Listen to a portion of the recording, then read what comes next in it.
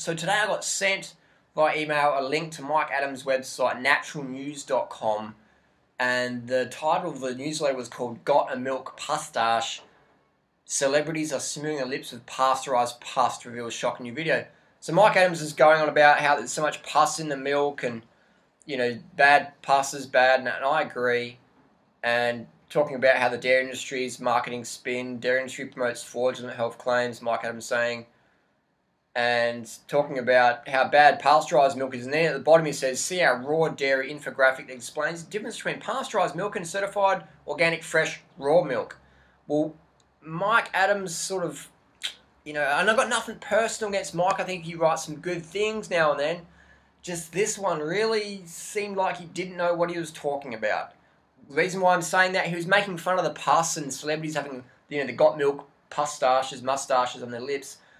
But he's sort of saying it in a way that he thinks raw milk, organic milk, doesn't have pus cells. But if we look at the facts, we've got to go to the facts here. Any animal, any cow that's continually milked to unnatural levels, which is if you're on a farm and you're a cow, you're getting milked to unnatural levels. That's just how it is. That's business. Cows aren't animals anymore. They're production units. If you're a cow on a dairy farm, you're not an animal. You don't have any rights. You're a production unit. Your sole purpose is to produce milk. And when you can't produce milk, you're going to the meat warehouse, the organic meat place, whatever. You're getting a meat hook through your face and a chainsaw down your spine. Organic, conventional, that's just how it is. So Mike Adams forgets that raw dairy has just as much pus as conventional dairy, as cooked dairy, or whatever they call it, pasteurized dairy. Raw dairy has just as much pus, if not more, when we look at the data from Valdez and Mendelez in 2006, which concluded that organic dairy has around 280,000 pus cells, the somatic cell count, the SCC, per milliliter.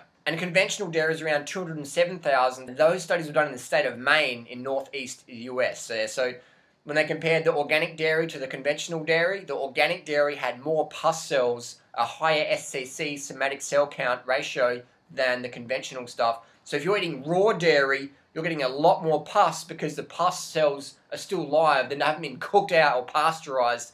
So when you're having raw dairy, you're having raw pus. When you're having pasteurized dairy, you're having pasteurized pus.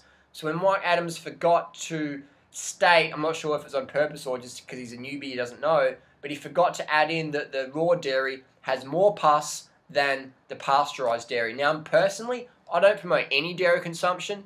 Because why? Because we're grown adult human beings. So if you're going to have breast milk as a human, you're better off having it from a mother, from a female human.